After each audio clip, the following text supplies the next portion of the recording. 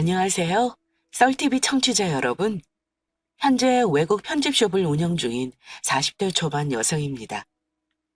사람이라면 누구나 인생에 굴곡이 있다지만 저는 유독 젊었을 때 사람 복이 지독히도 없었던 것 같아요. 남들이 다 한다는 결혼도 한 번 했었지만 사기꾼 집안을 만나 시원하게 복수하고 지금은 완전히 자유로운 몸이 되었는데요.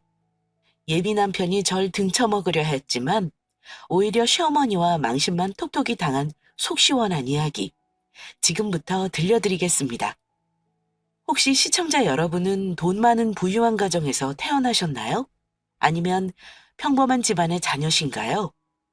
대부분 후자이겠지만 가끔 돈 있는 집에서 태어나 유복하게 사는 분들이 있습니다. 재수없게 들릴 수 있겠지만 제가 그랬거든요. 사실 어렸을 때는 친구들이나 주변 지인들에게 펑펑 쓰고 철없이 다니기도 했습니다. 그런데 대학에 들어가니 철이 들었는지 정말 내 사람이라 생각하는 사람에게만 돈을 쓰게 되더라고요. 이후 졸업을 하고 만났던 남자친구에게도 마찬가지였습니다. 사랑하는 사람이니 물론 제 돈도 쓰기는 했지만 부모님이 건물이 있느니 재산이 얼마나 있느니는 한마디도 하지 않았죠. 그냥 당시 제 직업은 간호사였고 남자친구는 제가 다니는 병원의 의사였습니다. 여기까지만 놓고 보면 제가 별 볼 일 없는데 의사 꼬셔서 만나는 줄 생각하시는 분들도 많으시더라고요. 근데 그거 아세요? 사실은 반대였습니다. 어우, 선생님은 좋겠다. 이거 드라마에나 나오는 얘기 아니야? 의사와 간호사의 만남이라? 에? 그게 무슨 말씀이세요? 다 알아. 이쌤 남자친구 여기 병원에 있잖아. 아, 들켰네요, 선생님. 그만 놀리세요. 민망해요, 저. 아우, 알았어. 미안해. 그래도 진짜 신기하다. 의사는 보통 의사끼리 만나거나 결혼하지 간호사랑은 잘 안 만나잖아. 사실은 그런 얘기를 하도 많이 들어서 저 진짜 부담스러워요. 사실은 그쪽에서 만나자고 했을 때 제가 몇 번이나 거절했거든요. 싫다고. 그래? 그랬더니 뭐래? 자기 안 만나주면 의사고 뭐고 다 그만두고 방구석에만 있을 거라고 협박 아닌 협박을 하더라고요. 그러니 뭐 어떡해요.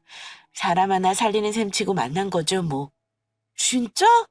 이야, 정말 이 쌤을 엄청 사랑하나 보다. 세상에 그런 남자가 어딨어. 너무 부럽다, 정말. 그런가요? 감사해요, 선생님.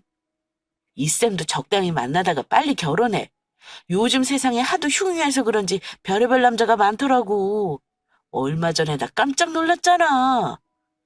그래요? 아니, 왜요? 무슨 일 있으셨어요? 아니, 내 친구가 의사인 줄 알고 시집을 갔는데 의사 면허가 없는 남자가 의사인 척하고 병원을 운영했던 거야. 말로만 듣던 사무장 병원이었던 거지. 안 들킬 줄 알았는데 경찰에서 조사가 나와서 완전 병원이고 집이고 풍비박살났어. 의사 집안이라서 있는 돈 없는 돈 다 털어서 혼수까지 엄청 비싸게 했는데 결국 사기 이혼으로 소송까지 갔다더라고. 우리 병원은 뭐 그런 일은 절대 없으니까. 이 쌤은 엄청 복 받은 거야. 부럽다 정말. 병동에서 같이 일하는 선생님에게 그런 얘기를 들으니까 이제 이 사람 저 사람 그만 만나고 저도 빨리 한 사람에게 정착을 해야겠다 싶더라고요. 예비 신랑은 저희 집안이 평범한 줄 알고 있었기 때문에 이런 사람이라면 평생을 같이 살아도 괜찮겠다 싶었죠. 그렇게 양가 상견례까지 무사히 잘하고 결혼식을 한 달쯤 앞둔 상황이었습니다. 그런데 그때부터 문제가 시작됐습니다.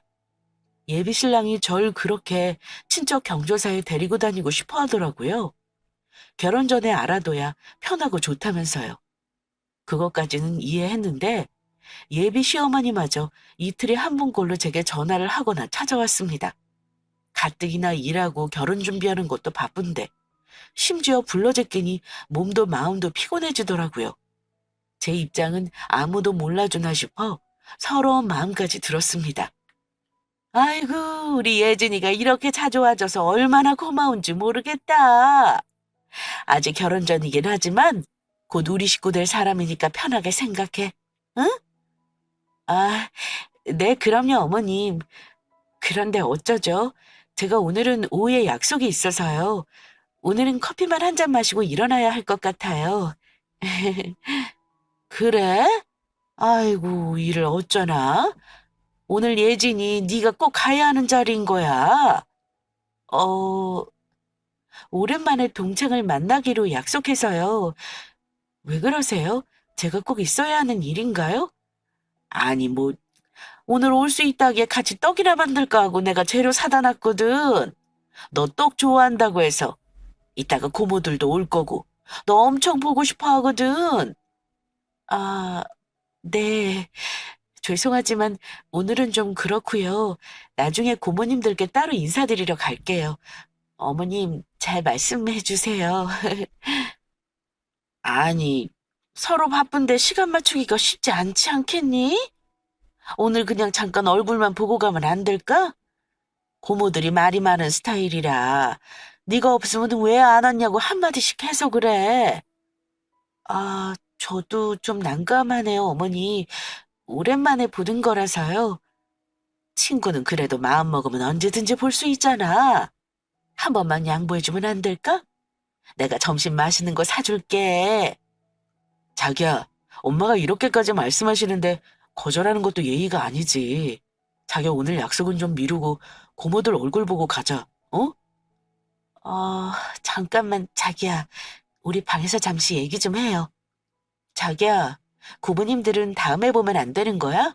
왜 꼭 나 약속 있을 때만 친척들을 부르신대, 어머니는? 아, 미안. 엄마는 그냥 예진이 너랑 가까워지고 싶으셔서 그런 거지. 이번 한 번만 만나주면 다음에는 내가 잘 말씀드릴게. 좀 봐줘, 어? 아니, 솔직히 한두 번도 아니고 나 은근히 스트레스 받는 거 알아? 지금 결혼 전부터 이런데 결혼하면 오죽하시겠어? 아, 미안하다니까. 그리고 솔직히 고모들 와도 너 설거지 시키거나 막 부려먹는 사람도 없잖아. 안 그래? 우리 엄마 정도면 진짜 1등 시어머니라니까. 아무리 1등 시어머니라도 불편한 건 불편한 거야. 내 가족도 아닌데 당연한 거 아니야? 아무튼 자기 내 말 명심해. 다음부터는 나 약속 있으면 못 보는 걸로 꼭 말씀드리기다. 알았어요, 여보. 그때까지만 해도 어머님이 예비 며느리를 자랑하고 싶은 마음에 그랬겠거니 하고 좋게 생각하려 노력했습니다. 그런데 한번 제가 숙이고 나니 저도 모르게 그 집안 가족이 아니라 도우미가 되어 있더라고요. 사건의 시작은 가족 여행이었습니다. 예진아, 우리 식 올리기 전에 좋은 추억도 만들 겸 여행 다녀올까? 여행? 그래, 여행 좋지. 해외? 아니면 국내? 어차피 신혼여행은 해외로 갈 거니까 제주도라도 다녀오는 거 어때? 내가 괜찮은 숙소 알아봐뒀어. 정말? 아, 재밌겠다. 오랜만에 가는 거니까 와인도 마시고 맛있는 것도 먹고 그러자. 나 마사지도 좀 받고. 저기, 근데 이번에 부모님하고 누나들도 다 같이 갔다 오는 건 어때? 결혼 전이라 가족여행 가자고 다들 날려서 그래. 어? 아니, 결혼식도 안 올렸는데 무슨 가족여행이야. 물론 가족이니까 보는 건 보는 건데 너무 자주 보니까 내 입장에선 조금 부담스럽네. 아이, 내가 그런 생각 절대 안 들게 중간에서 잘하면 되지. 어차피 호텔이라 방도 따로 잡을 거고 밥 먹을 때만 같이 먹고 나머지는 우리끼리 노는 거야. 그래? 그래도 어른들 계시는데 그래도 되는 거야? 같이 다녀야 하지 않아? 아이, 우리 부모님하고 누나들 그런 사람들 아니야. 얼마나 시원시원하다고. 딱 보면 모르겠어? 그래? 어쨌든 불편한 일 없다 이거지? 그럼. 우리 엄마 나 의사 만들었어도 한 번도 자기한테 뭐 해달라 소리 안 하는 거 보면 몰라? 자기는 진짜 우리 집안 만난 거 복 받은 거라니까. 이렇게까지 이야기를 하니 저도 그 당시에는 솔깃하더라고요. 다른 사람들보다 가족이 유난히 끈끈해 보이기는 했지만 그래도 아들이 가정을 일구면 존중해 주시겠거니 하고 생각했습니다. 참 순진하고 어리석은 생각이었죠. 다른 사람도 아니고 가족이니까 제가 좀 이해해야지 싶기도 했고요. 그런데 그건 서로 배려할 때나 가능한 얘기였습니다. 제게 배려라고는 일도 없었고 가족 여행에서 전 가족이 아니라 도우미 이모가 되어 있더라고요. 자기야, 우리 엄마가 고기 좋아하시니까 정육식당 가자. 가격도 저렴하고 누나들도 좋아할 것 같아. 어때? 아, 나는 고기 좀 안 땡기는데 고기는 저녁에 먹고 점심에는 가벼운 거 먹는 건 어때? 그럼 자기는 가벼운 거 먹고 와. 나는 부모님하고 누나들하고 갔다 올게. 뭐? 아니, 나 참 여행까지 와서 따로 밥 먹는다는 게 말이 돼? 그럴 거면 왜 같이 왔어? 각자 가지. 아니, 자기야말로 어른 모시고 와서 어른 생각은 안 하고 자기 먹고 싶은 것만 먹으려 하잖아. 그건 좀 아닌데. 뭐? 아니, 내가 뭐 결혼하고 시부모님 모시고 온 것도 아니고 우리 둘이 좋은 시간 보내러 온 건데 내 입장에서도 생각 좀 해봐. 안 서운하면 그게 이상하지. 아이, 그래, 그래. 자기 마음 모르는 거 아닌데 하나뿐인 가족이잖아. 이해 좀 해줘. 어? 그냥 정육식당 가서 자기는 고기 먹지 말고 자리만 지키면 되잖아. 알았어, 그럼. 그렇게 서운한 마음을 안고 식당으로 갔는데 식구들 하는 짓이 참 가관이었어요. 제가 중간에 화장실 한번 다녀온 사이에 이미 고기고 뭐고 먹을 만한 게 다 사라졌더라고요. 지금 생각해도 참 서럽네요. 고기를 평소 안 좋아하는 저는 냉면을 한 그릇 시켰는데 그 냉면마저 자리를 비운 사이 신우랑 신우네 아이들이 먹었더라고요. 거의 다 먹고 한 젓가락 정도 남아있는 걸 보니 그 순간 기분이 확 나빠지더라고요. 싹 굳어진 제 표정을 읽었는지 신우가 한마디 하긴 하더라고요. 울케. 이걸 어째? 미안해. 아이들이 냉면 한 입만 먹어본다고 해서 잘라줬는데 먹다 보니까 반이나 먹었네. 내가 새로 하나 시켜줄게. 네. 뭐 괜찮아요. 그럼 새로 시켜주세요. 아유, 뭘 냉면까지 또 시키냐. 세아가, 너 많이 배고프니? 여기 야채 남았으니까 먹고 배 채우면 안 되겠니? 네? 아, 네, 뭐, 그럼 그럴게요. 우리 엄마가 이렇게 알뜰하다니까.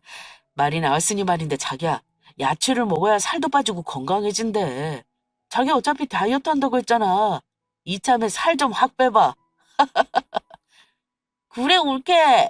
결혼 전에 많이 먹으면 살쪄서 사진 예쁘게 안 나온대. 건강 생각해서 오늘은 넘어가고 내일 조식 먹을 때 많이 먹어. 아, 예, 알겠습니다. 그렇게 저는 냉면 한 입 못 먹고 남편까지 거두는 통에 쫄쫄 굶고 잠들게 되었습니다. 화가 머리끝까지 났지만 가족들 앞이라 티도 못 내고 꾹꾹 참고 있었죠. 예비 신랑은 다음날 아침이 되자 저랑 조식을 먹으러 갔냐고요?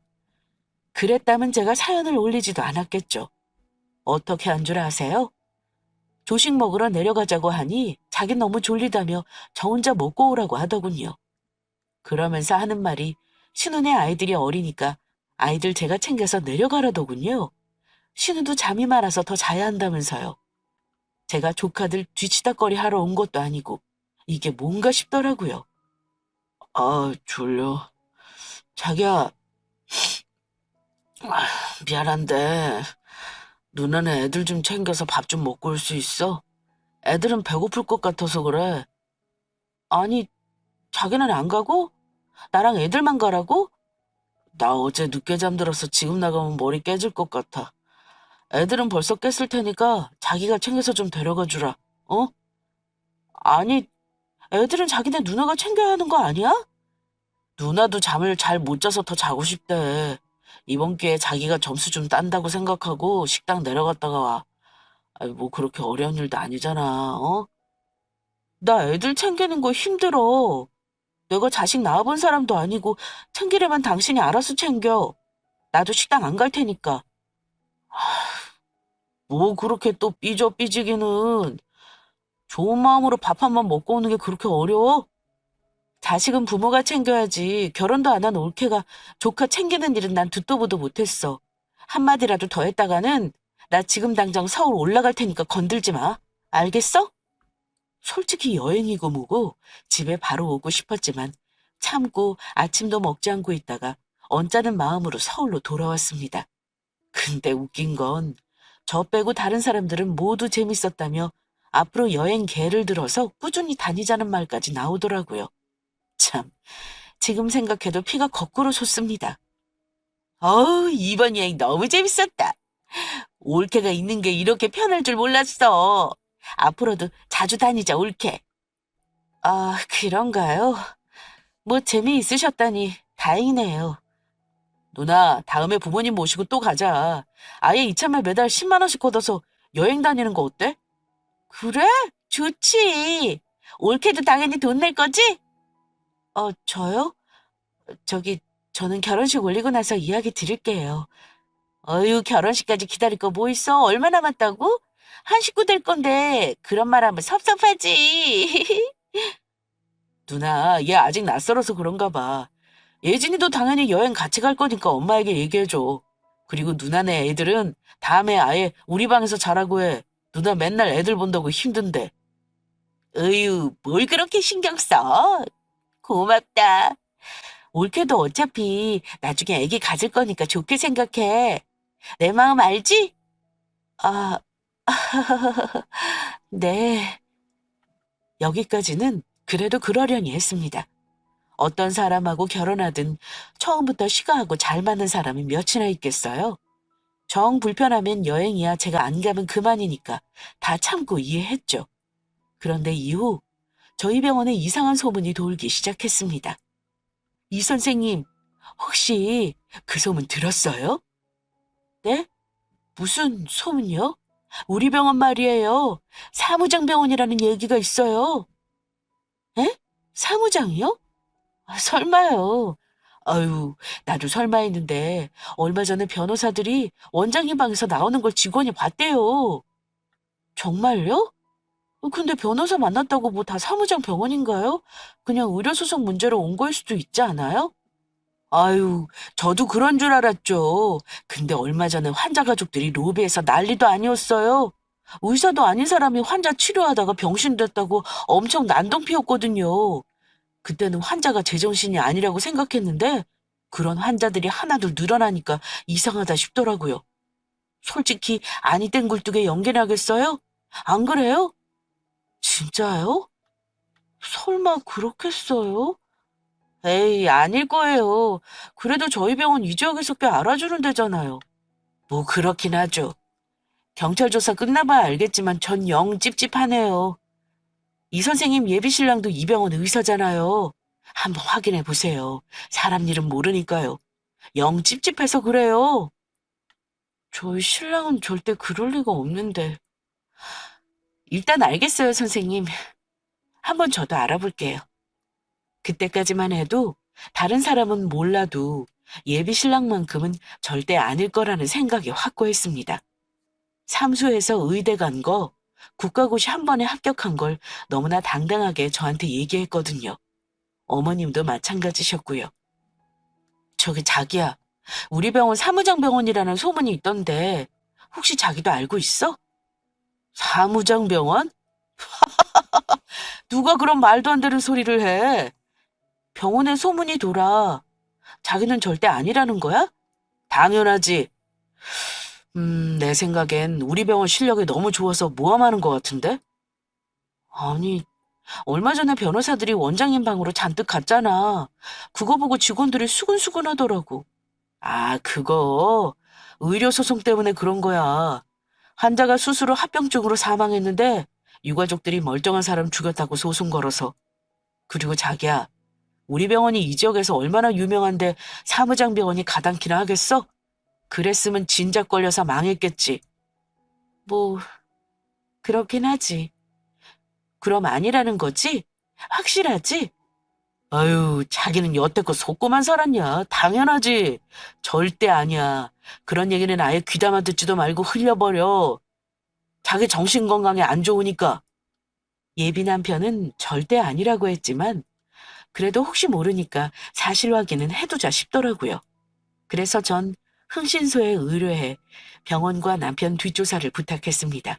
그리고 이후 흥신소에서 연락이 왔고 전 충격적인 사실을 알게 됐습니다. 모두가 거짓이었거든요. 저기요, 이, 이 사람이 진짜 저희 남편이 맞나요? 제대로 알아보신 거 맞죠? 아이, 그럼요. 많이 놀라셨겠지만 알아보신 게 천만다행이에요. 이 정도면 사기 결혼입니다. 누가 봐도요. 그렇게 저 쫓아다니면서 무조건 결혼하자고 할 때는 이상하기는 했는데 이렇게까지 인생이 쓰레기일 줄은 몰랐어요. 충격이네요, 진짜. 저희도 알아보니까 이 사람이 선생님한테 의도적으로 접근한 것 같아요. 아버님 건물이랑 부동산 있는 것까지 철저하게 조사했더라고요. 이 인간 예전에도 한번 이런 식으로 재력 있는 여성들을 꼬셔서 재산 빼돌리고 연락 두절했었습니다. 이후 연락처도 바꾸고 이름도 바꿔서 경찰도 못 찾았고요. 그럼 이 사람은 의사가 아니라 그냥 백수인 거예요? 뭐 정확히 말하면 범죄자죠. 최종 학력은 고등학교 중퇴입니다. 이 사람 어머니도 사기 전력이 있어 예전에 한번 수감된 적이 있었고요. 그 말을 듣는데 손에 힘이 쫙 빠지면서 머리가 지끈거리더라고요. 물론 아직 결혼식을 올린 건 아니니까 갈라지면 끝이지만 마음을 줬던 사람이 범죄자라고 하니까 그렇게 충격적이더라고요. 세상에 믿을 사람 하나도 없이 혼자 남은 기분이었죠. 친구 한 명에게 이 사실을 얘기했더니 미리 알아 그나마 천만다행이라고 하더군요. 예진아, 그래도 좋게 생각하면 결혼 전에 알아서 다행이야. 결혼하고 애까지 있는데 그때 알았어 봐. 더 충격이지. 안 그래? 애 때문에다고 생각해 그냥. 뭐 나도 머리로는 그렇게 생각하는데 이상하게 마음이 허하고 동시에 화도 나고 그래. 절대 미련 있는 건 아닌데 여태까지 속았던 걸 꼭 생각하니까 나도 복수해주고 싶은 마음도 들고 네 입장에선 그렇긴 하지. 평생 원망하면서 사는 것보다는 시원하게 욕이라도 하고 끝내는 게 낫기는 한데 네 성격에 그럴 수 있을지 모르겠다. 너 남한테 싫은 소리 죽어도 못하는 애잖아. 야, 그래도 사기꾼한테는 얘기가 다르지. 하마터면 우리 집안이 넘어갈 뻔했는데 결혼 전에 어쩐지 여기저기 끌고 다니더라니. 지금 생각하니까 나 못 빠져나가게 일부러 그런 거였어. 시어머니도 생각할수록 소름 돋아. 자기 아들이 사기꾼인 거 알면서 아무 말도 안 한 거잖아. 아무리 자기 자식이어도 이건 아니지. 당연하지. 아, 일단 그 병원부터 당장 관둬야겠다. 너 얼굴 보는 것도 싫을 텐데. 다 정리되면 연락 줘. 내 도움 필요하면 언제든지 연락하고. 전 그 인간의 연락이고 뭐고 당장 차단하고 병원도 관두려 했지만 참 사람 마음이 이상하죠? 사기꾼인 걸 알고도 마음 정리가 그렇게 단박에 안 되더라고요. 혹시라도 마지막으로 기회를 주면 달라지지 않을까 싶었던 거죠. 지금 생각하면 그때 제 마음속에 미련이 남아있었나 봐요. 그때라도 본인 잘못 뉘우치고 제값 치르고 당당하게 연락하겠다고 한다면 결과가 달라졌을지도 모릅니다. 그런데 역시나 제 바람과는 정반대로 흘러가더라고요. 제가 완전 걸려들었다고 생각했는지 그 인간들은 본격적으로 작전을 펼치기 시작했습니다. 자기야, 요즘 얼굴 보기가 왜 이렇게 힘들어?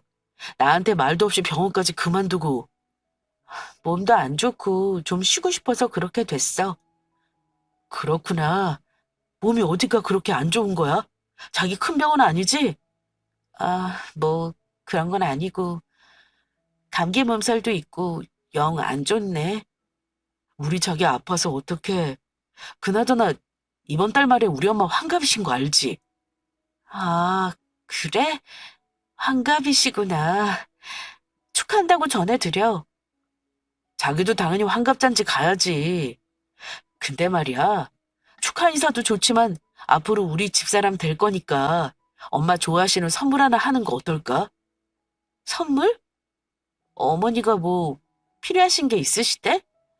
어, 우리 엄마가 다른 욕심은 없는데 차 욕심이 있으셔가지고.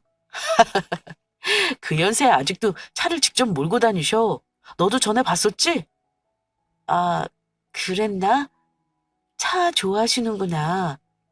근데 저기 그래서 말인데 엄마가 더 나이 드시기 전에 외제차 한번 몰게 하는 게 어때?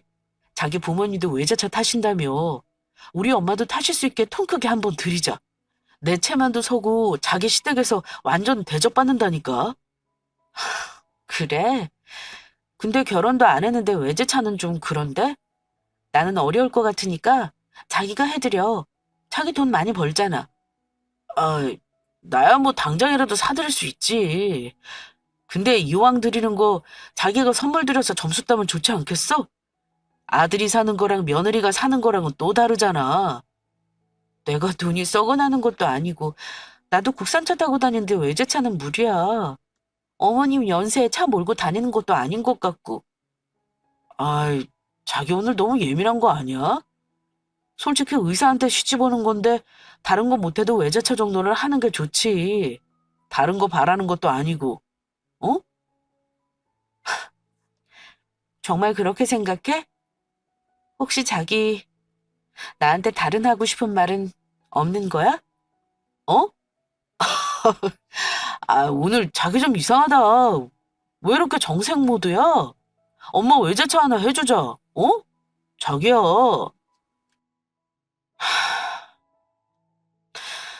알았어, 그러면 내가 결혼식 전까지 외제차 어머님 앞에 딱 대령하면 되는 거지? 아이, 자기랑 이제야 말이 통하네. 우리 엄마도 아들 의사 만들었다는 이유로 절대 시집살이 안 시킬 거래. 그러니 아깝다 생각 말고 기분 좋게 드리자, 우리. 그래. 그렇다면 나도 기분 좋은 마음으로 드릴게. 차 뽑으면 내가 연락 줄게, 그럼. 솔직히 나이 많은 어머니가 무슨 외제차 욕심이 있겠습니까? 그걸 핑계 삼아 사기꾼 인간이 타고 다니면서 절 등쳐먹는 거겠죠. 입이 찢어지게 오는 그 인간을 보니 시원하게 개망신 한번 주고 끝내야겠다는 생각이 절로 들더라고요. 이후 저는 선물 하나를 사들고 예비 시어머니 환갑잔치에 찾아갔습니다. 어머니, 저 왔어요. 환갑 축하드립니다. 아이고, 우리 혜진이 왔구나. 손에 들고 온 그 쇼핑백은 뭐야? 혹시 명품이니? 아이, 명품보다 더 좋은 거예요, 어머니. 실은 어머니 외제차 갖고 싶어 하신다고 하셔서요. 제가 특별히 준비했어요. 한번 풀어보세요. 아유, 그냥 한번 말해본 건데 무슨 외제차까지 줘. 너무 아까워서 어떻게 쓸지 모르겠다. 응? 예. 근데 이거 차 키가 아닌데? 장난감 자동차다, 얘. 잘못 넣은 거지? 아닌데요. 어머니께 드리는 장난감 외제차예요. 이걸로 충분하시잖아요. 아닌가요? 아, 아니, 얘. 아이, 장난을 치는 거면 이쯤에서 그만해라. 진짜 차는 없는 거야? 네, 없는데요? 설마 진짜 받으실 줄 아셨어요? 얘가 정말. 아니, 기분 좋은 환갑날 분위기 망치려 작정했나? 정말 이게 다인 거야? 아니요.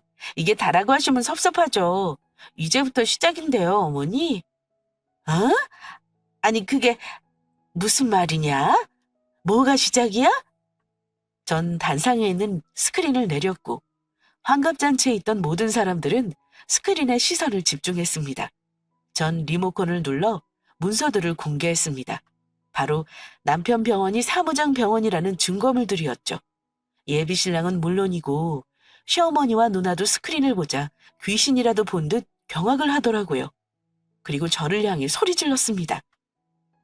아니, 이게 대체 뭐냐? 응? 사무장 병원? 절대 아니야. 니까짓 게 뭔데 우리를 모함해? 어? 뭐가 모함이에요? 곧 경찰 조사 들어갈 건데요. 이게 진짜 이 좋은 날 너 뭐 하는 거야? 제정신이니? 어머니, 친척들 앞에서 망신당하시니 부끄러우세요? 사기 결혼으로 저랑 저희 집안 농락하는 건 안 부끄러우시고요? 뭐? 아니, 사기는 무슨 사기 결혼이야? 내 아들이 의사지, 그럼 뭐냐? 너야말로 지금 멀쩡한 집안 모함하는 거 알고 있니? 너 이러고도 밤에 두 발 뻗고 잘 줄 아니? 내가 너를 가만둘 것 같아? 정말 그렇게 생각하세요? 저한테 미안한 건 하나도 없으신 건가요? 너 안 되겠다. 경찰 당장 불러야지. 홍법을 먹어야 네가 정신을 차리겠구나. 어? 지금 상황 파악이 안 되시는 것 같은데요. 경찰 부르시면 잡혀가는 건 어머니 아드님이에요. 뭐라고? 우리 아들이 왜 잡혀가? 지금 사무장 병원도 모자라 진료비까지 뒤를 빼돌렸던데요. 그리고 저 말고도 여러 여자들 결혼한다 꼬셔서 재산 등쳐먹었어요. 그 증거도 모두 다 가지고 있고요. 이제 전혀 빼도 박도 못합니다. 이런, 전혀 사실이 아닌데 네가 지금 모함하고 있는 거야. 천하에 몹쓸 것. 야, 너 이렇게까지 나오는 이유가 뭐니? 나 쓰러져서 죽는 걸 보고 싶어 그러니? 어머니, 저요, 처음에 미련하게도 그냥 조용히 끝내려 했어요. 어차피 경찰에 신고하는 순간 저 인간은 죗값 치를 거니까요. 근데 저 인간이 외제차 사달라는 말을 들으니까 이런 생각이 들더라고요. 저를 끝까지 호구 취급하는 인간은 제대로 망신 한번 줘야겠다는 생각이요. 아들이 사기꾼이라는 거 친척분들도 다 아셔야 안 당할 거 아니에요? 가족끼리 사기치는 경우도 많은 세상인데요. 뭐라고? 이런 천하에 몹쓸 것 같으니라고. 혈압 올라 안 되겠다. 너 당장 나가라. 지금 당장 나가! 저는 호탕하게 웃으며 연회장을 나왔고 당연히 잔치는 순식간에 아수라장이 되었습니다. 지금까지 의사 아들이라고 속인 거냐며 어르신들은 잔뜩 화를 내시더라고요. 예비 시어머니는 그분들을 달래기 바빴고요. 그 꼴을 보고 있자니 속이 시원했죠. 이후 저는 어떻게 했냐고요? 당연히 해당 병원을 경찰에 신고했고 예비 신랑은 죄가 밝혀져 감옥살이를 하게 되었습니다. 예전에도 결혼을 전제로 만난 여자들에게 재산을 빼돌려 해외로 도주까지 했었더라고요. 저 역시 아빠가 건물주인 걸 알고 미리 접근한 거였죠. 알면 알수록 씁쓸했지만 지금이라도 알아 빠져나왔으니 다행이라고 생각했습니다. 그렇게 1년이라는 시간이 흘렀고 저는 옛 기억은 깨끗하게 잊고 새로운 삶을 준비하고 있었습니다. 평소에 하고 싶었던 디자인 공부를 하러 외국 유학을 준비하고 있었거든요. 저희 아빠는 하나뿐인 딸이 사기꾼 집안을 만나 파혼까지 한 것이 마음에 걸리셨는지 하고 싶었던 공부가 있다면 뭐든 하라고 하시더라고요. 그렇게 어학원에 다니며 준비를 하고 있는데 낯선 번호로 전화가 왔습니다. 저기 예진이 핸드폰 맞나요? 누구시죠? 예진아, 나 희철이 엄마야. 잘 지냈지? 무슨 일로 전화하셨죠? 내가 널 만나서 꼭 할 말이 있는데 잠깐 시간 좀 내주면 안 되겠니? 마지막으로 부탁 하나만 하려고 그래. 전 그쪽 만나서 할 말 없는데요. 사기꾼 집안이랑 무슨 얘기를 해요?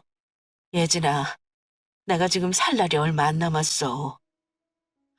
병원에 갔는데 암 말기라더구나.